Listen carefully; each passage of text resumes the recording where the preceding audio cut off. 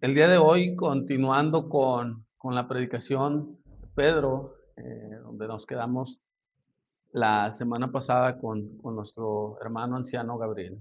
Bueno, de hecho, vamos a estar viendo del capítulo 2 de Hechos, del versículo 37 al 42. Y solamente así retomando un poco para iniciar, en la primera parte de este discurso, nosotros nos encontramos con la audiencia, escuchando, tal vez asombrados primero por lo que habían visto. ¿Qué habían visto? ¿Qué estaba sucediendo? Pensando un poco en el contexto, eh, había sido derramado el Espíritu Santo. ¿Y qué nos narra el libro de los Hechos? Que los seguidores de Jesús, los que estaban esperando este momento, comenzaron a hablar en distintos idiomas. Y estos idiomas eran los idiomas de la gente que venía de los medos, los persas, de diferentes partes. Y lo asombroso de ese momento es que la gente que venía de otras partes entendía el mensaje, entendía, entendía lo que estaban diciendo, ellos que estaban predicando, que estaban, más bien, que estaban hablando en los idiomas de ellos, las maravillas de Jesús, todos aquellos milagros, todas aquellas cosas, la obra perfecta de Jesús, la estaban hablando y la gente lo entendía. Entonces, eso era lo asombroso, que personas que no se habían preparado, que no habían estudiado, que no tenían esa preparación académica, estaban hablando en los idiomas de ellos y les estaban llevando el mensaje, las buenas noticias de las obras de Jesucristo. El punto en este tema, o lo que nosotros encontramos aquí, es que estas mismas personas que estaban escuchando el mensaje eran personas que ya habían escuchado el mensaje. Algunos tal vez les había tocado de primera mano escuchar lo que Jesús había hecho. Y Pedro les dice en la primera porción de esta predicación que son ellos quienes lo habían crucificado, que son ellos los que lo habían matado a Jesucristo. Y aquí es donde estos hombres que en un principio lo habían acusado, que lo habían rechazado, que no habían creído en el mensaje, nos termina diciendo la predicación de la semana pasada, y es con la que iniciamos el día de hoy, dice que estaban con sus, que se habían compugieron sus corazones y que le dijeron a Pedro y a los apóstoles, varones hermanos, ¿qué haremos nosotros? Cuando ellos sucede esto es porque entonces entienden el gran error que habían cometido. Cuando se les predica acerca de Jesucristo y logran entender quién es en verdad Jesús, entonces entienden el error tan grande, el pecado tan grande que habían cometido, que era que habían acusado y crucificado al mismo Mesías que tanto ellos estaban esperando. Toda su fe, toda su creencia en su educación desde niños, ellos siempre estaban en esa preparación de la espera del Mesías, en la espera de aquel que había de venir a salvarlos. Lo habían tenido frente a ellos, había caminado entre ellos, les había predicado a ellos. Sin embargo, ellos no habían creído. Y es en este preciso momento, en este cambio de tema de la predicación de la semana pasada a la de ahora, es que ellos entendieron que en verdad ese Jesucristo era el Mesías. Nos podemos imaginar siquiera lo que es eso. El poder entender ellos ante sus ojos el gran pecado, gran error que habían hecho. No contra su hermano, no contra su primo, no contra un vecino, no contra un compañero, contra Dios mismo, que se había hecho hombre y había morado entre ellos. Habían pecado contra el Creador de los cielos y la tierra, el que sostiene todo el universo. Entonces entendieron que habían cometido un grave error. Y es aquí donde vamos a iniciar con el título, el tema de esta predicación. Espero que no se pierdan, está un poco largo, pero dice así el título: la predicación que apunta a Cristo nos conduce al arrepentimiento, que es precisamente lo que ellos van a enfrentarse o se están enfrentando en este momento. Y aquellos que puedan hacerlo, les voy a pedir si me pueden acompañar de pie para leer los versículos que vamos a estar estudiando. Capítulo 2, versículo del 37 al 42. Dice así: al oír esto, se compungieron de corazón y dijeron a Pedro y a los apóstoles: varones hermanos, ¿qué haremos? Pedro les dijo, arrepentíos y bautícese cada uno de vosotros en el nombre de Jesucristo para perdón de pecados y recibiréis el don del Espíritu Santo. Porque para vosotros es la promesa y para vuestros hijos y para todos los que están lejos, para cuantos el Señor nuestro Dios llamare. Y con otras muchas otras palabras testificaba y exhortaba diciendo, sed salvos de esta perversa generación. Así que los que recibieron su palabra fueron bautizados y se añadieron aquel día como 3,000 personas y perseveraban en la doctrina de los apóstoles, en la comunión unos con otros, en el partimiento de pan y en las oraciones. Señor, el día de hoy venimos delante de ti pidiendo que hables a nuestras vidas, que hables a nuestros corazones. Ayúdanos, Señor, a estar atentos a este mensaje, que este mensaje realmente pueda tocar nuestros corazones. Ayuda, Señor, a aquellos que vienen cansados, a aquellos que vienen preocupados por situaciones en su casa, en su familia, en su trabajo, para que podamos estar atentos y para que realmente podamos escuchar el mensaje que tú quieres enseñarnos el día de hoy. Ayúdame a mí que de compartir, a permanecer fiel a la palabra, Dios, y a poder predicar solamente lo que el texto nos dice. Nos ponemos, Dios, en tus manos, en nombre de tu amado Hijo Jesús. Amén. Como les mencionaba, nuestro texto del día de hoy comienza con esta transición en donde ellos escuchan el mensaje de Jesucristo, de quién es Él, de que Él era el Mesías, a este punto en donde realmente sus ojos son abiertos y entienden quién es Él. Porque una cosa muy distinta es que ellos, bueno, han escuchado el Mesías, han escuchado el Señor, pero otra es que ellos realmente entendieron lo que estaba sucediendo. El texto nos dice que ellos cuando escucharon el mensaje, que ellos cuando escucharon esto se compungieron de corazón. ¿Y qué quiere decir esto? Esta palabra no es muy común, no es como que la usamos en nuestro vocabulario diario de que dije, bueno, yo estaba en el trabajo y se compungió mi corazón. A lo mejor no es parte de nuestro vocabulario, pero esta palabra hace referencia a que hubo una punzación, un dolor muy grande en el corazón. Literalmente significa eso, algo que atraviesa el corazón. Recordemos que antes de Cristo todos nosotros estábamos muertos en nuestros delitos y pecados, estábamos endurecidos de corazón, nos era imposible poder entender las cosas espirituales porque literalmente estábamos muertos espiritualmente, con corazones duros que eran incapaces de poder sentir y entender lo que estaba sucediendo. En ese momento lo que está sucediendo es que la obra del Espíritu Santo está penetrando tan duro en sus corazones, que esos corazones que estaban duros y cegados, que no podían entender quién era Jesucristo, ahora habían sido atravesados a través del Evangelio, a través de la palabra, de la predicación de Jesucristo. Y entonces sus ojos fueron abiertos y entendieron el gran error que habían cometido. Ahora quiero que pensemos esto. Yo creo que todos aquí presentes alguna vez nos hemos equivocado. Hemos cometido errores fuertes. Equivocados, yo creo que diario nos equivocamos, pero errores fuertes a lo mejor que tienden a cambiar el rumbo, a lo mejor de nuestra semana, nuestro mes, incluso de nuestras vidas. Hemos cometido errores fuertes, graves. ¿Y qué tendemos a hacer cuando nos equivocamos de verdad? Cuando de verdad hacemos algo que es muy grave. La realidad es que la mayoría de los casos nos cuesta reconocer nuestro error. Siempre buscamos culpar a alguien más. Alguien más tuvo la culpa por nosotros. Aquel que comete algún delito, que roba, no, pues sí, la regué, pero es que tú no sabes la infancia que yo tuve. Es más, nosotros mismos, a veces cuando escuchamos estas noticias en la televisión, decimos, no, pues es que creció sin padres, tuvo abuso, tuvo esto, y buscamos culpar a alguien más, porque siempre buscamos alejar la culpa de nosotros mismos. Nos cuesta reconocer que nos equivocamos. Si cometemos un error en el trabajo, pues es que los compañeros que tengo, la verdad que no son tan competentes, no lo estoy logrando las metas porque los que están a mi alrededor no pueden. Vamos en el tráfico y le pitamos a la gente y nos enojamos y le aventamos el carro y es que ya es bien tarde y él no sabe manejar, yo no sé quién le dio la licencia. Siempre todos tienen la culpa, menos nosotros.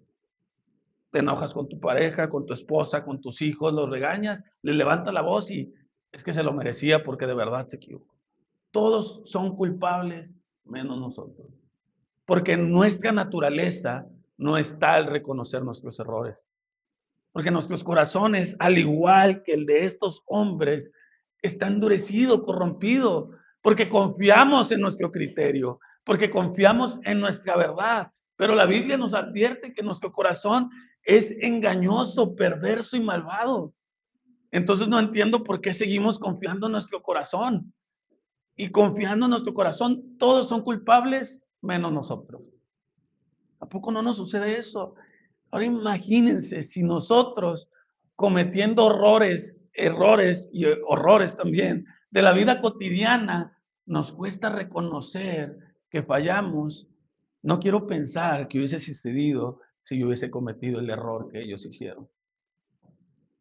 Porque ellos no solamente se habían enojado en el tránsito, ellos no solamente le habían hablado fuerte a su esposa o a sus hijos, ellos habían acusado falsamente al Mesías. Ellos habían participado de esa acusación que llevó a la cruz a Jesucristo. Yo creo que si pensamos en el peor error en la historia de la humanidad, pudiéramos encontrar a estas personas que decidieron decir, ¿sabes qué? No creo en el Señor Jesucristo y participaron en él. Imagínate qué dolor tan grande, qué quebrantamiento había en sus corazones, porque habían entendido que en verdad habían pecado contra Dios. Es por eso que viene esta pregunta. La pregunta no solamente es porque, bueno, pues a ver qué sucede. Ellos se preguntan, hermanos, ¿qué haremos? Porque en verdad ellos entendían que habían cometido un error y que tenía que haber un cambio. Porque como les mencionaba en el tema, en el título principal, cuando se predica fielmente a Jesucristo y nosotros conocemos la verdad de Jesucristo, su santidad, su perfección, lo que Él hizo, y lo comparamos viéndonos a nosotros mismos, en verdad, estamos igual que ellos o peor. Decimos, Señor, no soy digno de poder acercarme. Realmente veo mi corazón, mi maldad y digo, yo no sé por qué estoy aquí, yo no sé por qué el Señor me permite estar aquí al frente predicando de su palabra, por qué me permite siquiera acercarme a Él, si es un Dios santo y yo soy un hombre tan malvado que tiende a equivocarse constantemente. Realmente ese es un arrepentimiento genuino. Y cuando hablamos de arrepentimiento, nosotros pudiéramos pensar en varias cosas, pero lo pudiéramos dividir prácticamente en dos cosas. El remordimiento que muchas veces sentimos porque nos equivocamos y no nos gusta lo que sucede porque nos equivocamos, o el arrepentimiento del que nos habla aquí, un arrepentimiento real, en donde te arrepientes porque entiendes que está mal lo que hiciste. No te estás arrepintiendo porque no quieres las consecuencias o porque sabes que es lo incorrecto lo que habías hecho, sino que te arrepientes porque realmente te duele haber pecado de esa manera. Y ese es el arrepentimiento que ellos estaban sintiendo en ese momento. Ellos realmente les dolía en su corazón lo que estaba sucediendo. Les dolía en su corazón haberse equivocado hasta ese punto y en verdad había un deseo genuino de hacer algo distinto, de hacer algo. Por eso es que preguntan, varones, ¿qué haremos? Y yo me gustaría preguntarles aquí, ¿es normal que esto suceda? ¿Es normal que nosotros en cierto punto de nuestra vida digamos, ya toqué fondo, quiero cambiar? La verdad es que no. La verdad es que no. Si no, imagínense cuántas personas en la vida diaria tocan fondo porque cayeron tan abajo en su vida diaria, en sus errores, en sus equivocaciones, que dijeran, bueno, la solución es tocar fondo. Tocas fondo y entonces va a haber un cambio en tu vida. Pero la realidad es que no. Esto no es normal. Pero esto no es algo que simplemente pasó porque pasó. Jesucristo es algo que ya les había prometido. Jesucristo en Juan 16, del 7 al 6, se los voy a leer, les dijo a sus discípulos y les prometió, dice, os conviene que yo me vaya, porque si no me fuera el Consolador, no vendría a vosotros, mas si me fuere, os lo enviaré. Y cuando Él venga, convencerá al mundo de pecado, de justicia y de juicio, de pecado por cuanto no creen en mí. No es normal que ellos sintieran eso, sino que estamos hablando aquí de la obra del Espíritu Santo, la promesa de Jesucristo que les dijo, cuando yo me vaya va a venir el Consolador, y el Consolador, el Espíritu Santo, es quien va a hacer la obra en ustedes, quien va a hacer la obra en sus corazones. El Espíritu Santo es quien nos convence a nosotros de pecado. No es porque escuchamos la palabra y soy lo suficientemente inteligente de, entonces ya conecté los puntos, Jesucristo sí es el Mesías. No, en verdad el Espíritu Santo es quien hace la obra en los corazones y dice de pecado, de justicia y de juicio, de pecado por cuanto que no creen en mí. ¿Cuál es el mayor pecado que ellos habían cometido? Y pudieran a lo mejor ellos pensar, no, pues sabes que yo le grité a mi esposa, no, pues sabes que yo robé, yo fui muy ambicioso y pedí dinero de más. Pero no, dice que el pecado de ellos, del cual ellos fueron convencidos, es de que no habían creído en Jesucristo. Por eso es que ellos lo entregaron, por eso es que ellos lo crucificaron, porque no habían creído. El pecado del cual nosotros vemos principalmente en ellos es la incredulidad. Y a raíz de ese pecado nacen todos los demás otros pecados. Ellos no habían creído y ahora creen, y eso no es normal. Y ahora creen porque el Espíritu Santo está obrando en ellos y no porque ellos mismos se hayan convencido de que en verdad Jesucristo es el Mesías. Ellos ahora creen porque el Espíritu Santo es el que está haciendo la obra en ellos. Ninguno de nosotros, sin importar cuánto vengas a la iglesia, sin importar cuánto ores, sin importar la educación o el contexto en el que hayas crecido, ninguno de nosotros es capaz de arrepentirse por voluntad propia, de entender su maldad y entender su pecado por voluntad propia. Ninguno de nosotros tenemos esa habilidad. Nadie puede hacerlo. Necesitamos de la obra del Espíritu Santo para que abra nuestros ojos, nuestro entendimiento y podamos entender la obra de nuestro Señor que hizo por nosotros y para que nosotros podamos realmente creer. No se trata de nosotros mismos, no se trata de nuestra habilidad, sino de la obra de nuestro Señor Jesucristo y de esa obra que nos es revelada por medio del Espíritu Santo. Así que podríamos decir que cuando se predica fielmente el Evangelio, se predica fielmente a Jesucristo, el Espíritu Santo obra, utiliza la predicación para abrir nuestro entendimiento, nuestros ojos, y podamos nosotros entonces entender esa obra tan grandiosa y misericordiosa que Dios tuvo por nosotros. ¿Y qué es lo que entendemos a través de este mensaje? El mismo texto nos lo dice, nos convence, sí, de que somos incrédulos, pero también nos convence de pecado y de juicio. Nosotros merecíamos ser condenados, un castigo por nuestro pecado. Esa es la paga del pecado y todos aquí hemos pecado. No hay ni un justo ni un bueno. No hay ni siquiera quien busque a Dios, dice Romanos, ni siquiera uno. Pero ¿qué es lo que sucede? Jesucristo, a través de su muerte y su resurrección, pagó por nuestros pecados. Por eso Pedro les dice, versículo 38, arrepentíos y bautícese cada uno de vosotros en el nombre de Jesucristo.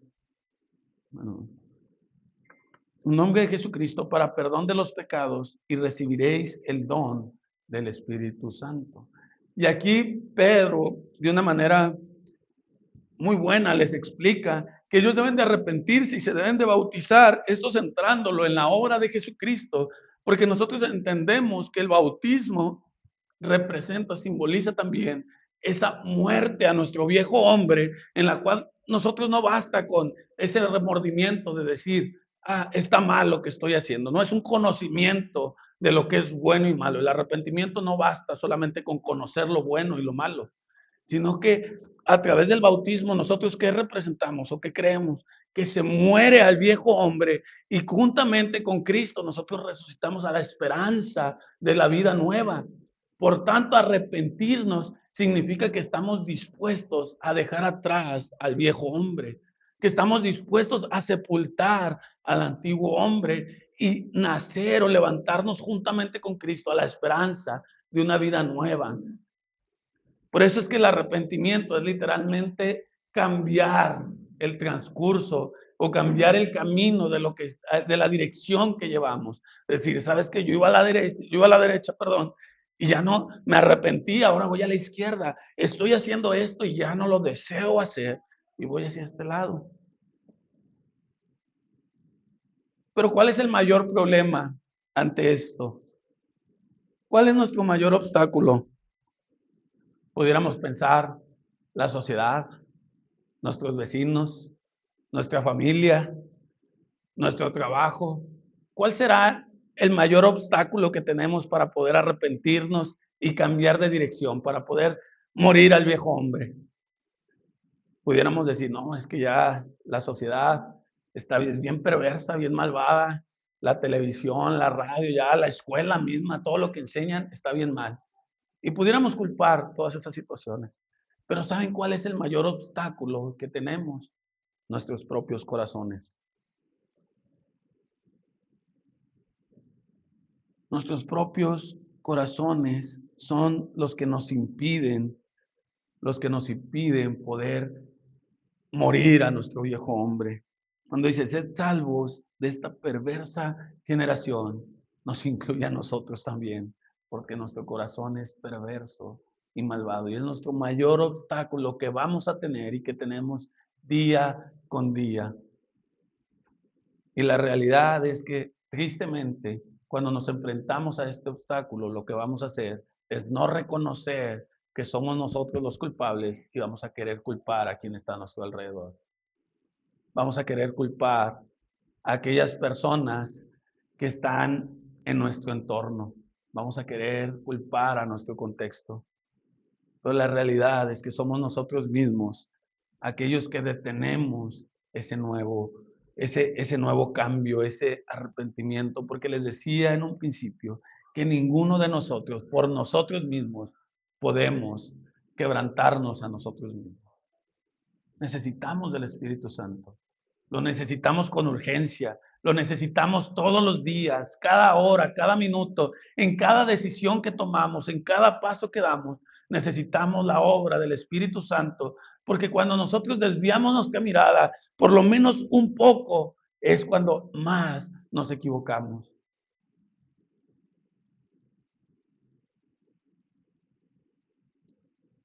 Y ante esta difícil noticia de que somos nuestro mayor obstáculo, existe también esperanza. Porque si nos quedáramos aquí, pues saldríamos tristes, asustados de qué voy a hacer entonces. Si yo no puedo cambiarme a mí mismo, entonces ¿qué voy a hacer? ¿Qué voy a hacer yo? Dice, me había saltado a propósito, el 39 dice, porque para vosotros es la promesa y para vuestros hijos y para todos los que estén lejos, para cuantos el Señor nuestro Dios, ¿qué? Llamare. Es el Señor el que nos llama. Es el Señor el que nos provee del arrepentimiento de su Espíritu Santo. Es el Señor el que obra en nosotros porque nosotros no podemos.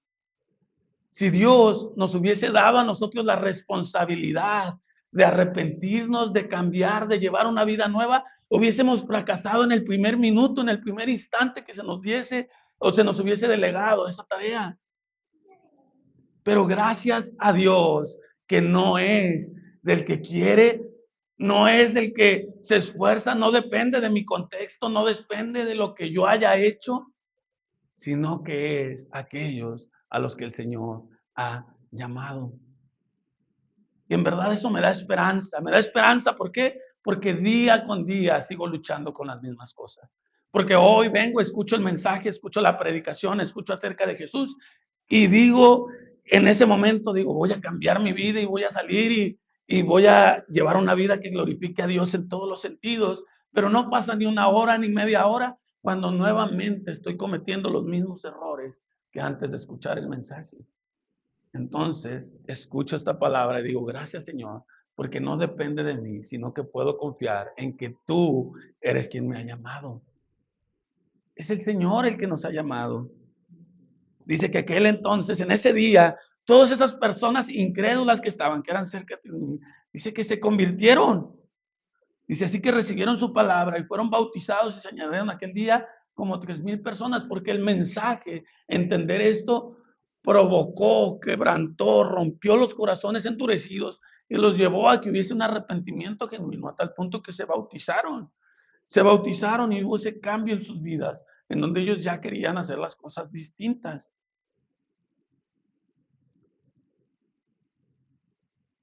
Y continúa diciendo, y perseveraban en la doctrina de los apóstoles, en la comunión unos con otros, en el partimiento del pan y en las oraciones. No solamente se convirtieron, sino que perseveraban en la doctrina, en el partimiento del pan, perseveraban como iglesia, perseveraban en la doctrina, perseveraban en este proceso. Recuerdo en épocas atrás, cuando de repente comenzaba yo a hacer evangelismo, yo decía, no, hombre, con que hagan la famosa oración de fe. No, entre más personas hagan la oración de fe, ya, con eso basta. Y tristemente y equivocadamente, no me preocupaba por el seguimiento de estas personas. Yo decía como que no, pues ya hizo la oración de fe, ya con eso tienen. Y no me preocupaba con que realmente hubiese una perseverancia. ¿Qué va a pasar con ellos? ¿A qué iglesia van a ir? A veces me encontraba con gente en parques, en calles, en diferentes partes. Era como que no, hombre, casi los obligaba. Es más, estoy seguro que muchos hacían la famosa oración de fe solamente para que ya los dejara ir. A lo mejor iban a sus trabajos, tenían otras cosas que hacer y que ya se calle este. Ya no, sí, ¿qué oro? ¿Qué digo? Y hacían la oración y realmente no había un arrepentimiento genuino en sus corazones. Realmente no sucedió nada en sus vidas. Pero ¿qué pensaba yo? Ah, no, ya, con eso ya bastó. Ya cumplí yo como predicándole al que no conoce y pues ya el Señor se encarga, ¿no? Sí, Dios se encarga, pero hay un proceso. Ahora, es normal que perseveraran, es normal que estos hombres que se habían convertido perseveraban. La verdad es que no. Yo creo, y porque lo he vivido, que la mayoría de las veces nos ganan muchas otras cosas por hacer. Una persona que realmente no ha conocido el Evangelio, no ha sido quebrantado realmente por este entendimiento de saber esa obra tan maravillosa que hizo Jesucristo, que cree que es bueno, que cree que no es tan malo, pues realmente hice la oración y ¿qué pasa? No, pues yo estoy bien conmigo mismo, soy buen vecino, soy buen esposo, buena esposa, soy buen padre, trabajo, proveo mi casa, ya con eso. Y creen que eso es suficiente, pero realmente es suficiente. No, pero a veces así estamos, no solamente los de afuera, a veces así estamos nosotros mismos como iglesia. Muchas veces se nos hace bien fácil no orar, no leer, no asistir a la iglesia, no cumplir con nuestras responsabilidades como cristianos. ¿Por qué? Porque no estamos tan mal. Eso pensamos. Porque hay personas que en verdad están peor que nosotros, ¿verdad que sí? ¿A poco no lo pensamos de esa manera? No, es que allá afuera hay gente que necesita el evangelio más que yo. Voy a dejar mi silla vacía para que llegue uno nuevo, ¿verdad? A veces así lo pensamos. A veces así lo pensamos y nos cuesta ser perseverantes en la doctrina, ser perseverantes en la comunión unos con otros. Nosotros no estamos tan mal, que al cabo nosotros ya tuvimos fe, que al cabo nosotros ya oramos a la hora de los alimentos, ¿no? Que al cabo no robamos, somos buenos esposos, buenos hijos, buenas esposas, buenos padres. Es suficiente. Cuando la realidad es que por eso les mencionaba que necesitamos el Espíritu Santo, su obra, obrando en nosotros, predicarnos el Evangelio todos los días. ¿Por qué? Porque todos los días se nos olvida. Porque nos creemos autosuficientes. Porque creemos que podemos solos. O porque creemos que ya somos merecedores de algo. No lo decimos. Estoy seguro que si le pregunto aquí al 100% de los hermanos, todos van a decir, no me lo merezco, fue por gracia. Pero si indagamos realmente lo que hay en nuestros corazones, la realidad es que muchas veces nos creemos mejor de lo que realmente estamos. Nos creemos que estamos en un mejor estado en nuestra vida cristiana que lo que realmente estamos. Si indagamos realmente en lo profundo de nuestro corazón, nos vamos a dar cuenta que seguimos batallando y luchando. Y esto es por la única y sencilla razón de que somos perversos y malvados y sin Dios no somos nada. Sin la obra continua del Espíritu Santo, nosotros no somos nada.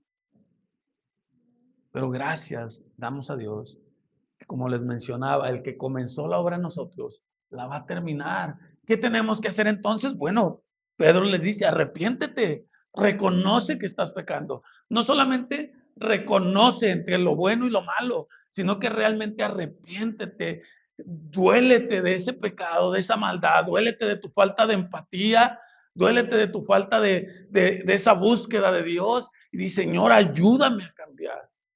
Porque mientras no haya ese dolor, ese quebrantamiento en tu corazón, nunca vas a querer cambiar. Y ahora, el que haya eso en nuestro corazón, una no es natural, necesitamos del Espíritu Santo. Entonces, un ejemplo muy práctico, a veces oramos aquí en la mañana por necesidades, bueno, siempre oramos en la mañana, pero a veces oramos por las necesidades de otros hermanos. Y a veces oramos porque es lo correcto. Oramos por el hermano que está enfermo porque sabemos que es lo que se tiene que hacer como iglesia cuando un hermano está enfermo. Pero ¿cuántas veces realmente nos duele en nuestro corazón que nuestro hermano esté sufriendo, que nuestro hermano esté pasando por una situación difícil en su vida? ¿Sabes? Si solamente estamos cumpliendo, yo creo que es un buen termómetro para decir, Señora, ayúdame a sentir junto con mi hermano. Cuando esté triste, dolerme con él. Cuando esté alegre, gozarme con él, pero poder tener esa comunión con mis hermanos. Yo creo que eso nos va a ayudar bastante. ¿Qué tanto nosotros nos estamos involucrando? Si no lo estamos haciendo, entonces podemos decir, Señor, ayúdanos. Ayúdanos porque en verdad se me está olvidando.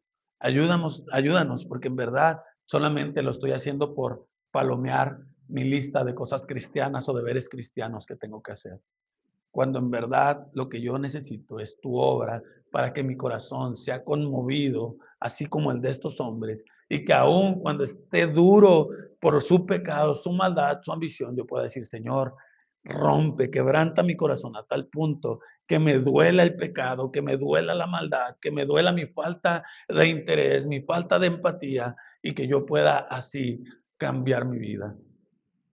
Y créanme que el Espíritu Santo es capaz de eso y más, de mover nuestros corazones, quebrantarlos y ayudarnos a poder caminar día con día, un paso más, un paso a la vez, en lo que el Señor quiere para nuestras vidas.